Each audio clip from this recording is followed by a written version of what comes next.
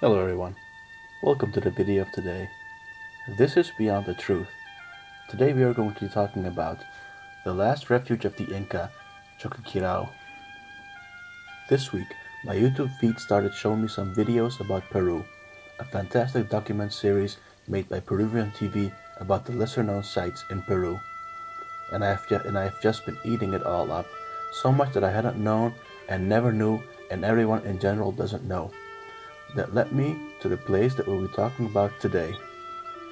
It is not widely known, but when the Spanish conquered the Americas, the kingdoms there didn't just disappear and die out. In many places, they continued for a long time after that. There were Mayan cities in the Yucatan and in the mountains of western Mexico that continued with their way of life for 100 more years. And also in the Andes, the Inca didn't just give in bulk. They fled to the high Andes and continued living and resisting for decades. The Spanish had limited numbers and couldn't go in all-out war, expanding in all directions. They had superior weapons and they had horses. In a fight, they were unbeatable.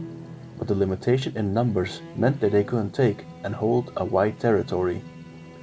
There are legends about the mythical city of gold, El Dorado. Many have gone searching for it. Could this last refuge of the Inca be that very place that inspired the legends of the Golden One? Because that is what El Dorado actually means, by the way.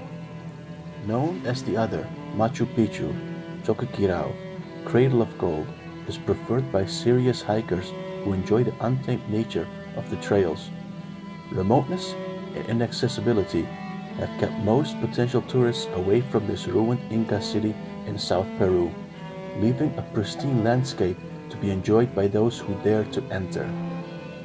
Similar in structure and architecture to Machu Picchu, Choquequirao is filled with ruined buildings and terraces that sit below a flattened hilltop that was leveled several hundred years ago and ringed with stones to create a platform.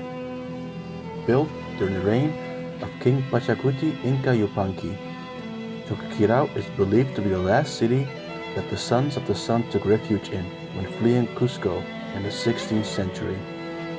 When I look at the ruins of Choquequirao, it is clear to me that it was a new city, constructed hastily. It doesn't have the monumental megalithic structures of other Inca sites. You know, the ones that ancient alien theorists say have been built like aliens much earlier than thought.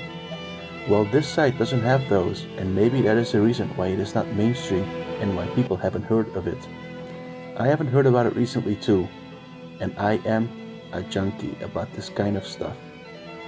Not as spectacular as Machu Picchu, but it is fascinating in its own way. It shows us how they reacted to the invasion. It must have been one hell of a shock to be facing the Spanish with their armor and weapons, and the strange beasts that they were riding. But in this place, they survived.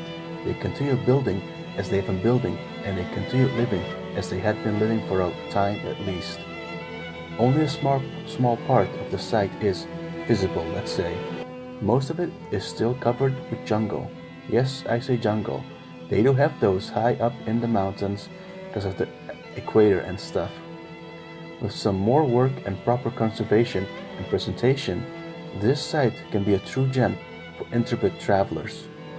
Tucked into the Salcantay mountain range in the Cusco region of the valley of Rio Apurimac, only about 1/3 of Choquequirao, a once vital link between the Amazon jungle and the city of Cusco, has been excavated.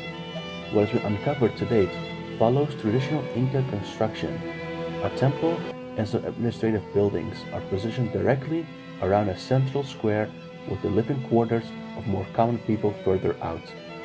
US explorer Gary Ziegler has said that the number of niches and double-jammed doorways in Choquequirao construction proves that the lost city was once held in high status.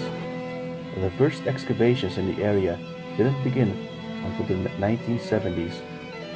One of the most impressive features found in and around Choquequirao is a set of terraces that incorporate figures of llamas or alpacas. The shapes of the animals have been set into the large terraces using carefully carved white rock. The Peruvian government has proposed that a cable car can be installed to bring tourists to the region. As it stands now, visitors must endure a rough 2-day hike from Cusco that is only recommended for experienced climbers. Rock and mudslides in the area are common, especially during the rainy season, and most guides say that the trail to Choquequirao is twice as difficult as the Inca trail used to access Machu Picchu. Unpaved, the dirt trail climbed nearly a mile on the second day of the hike alone. This place is definitely on my to-go-to list, and I hope I have tickled your interest too. Thank you for listening, and we'll see you next time.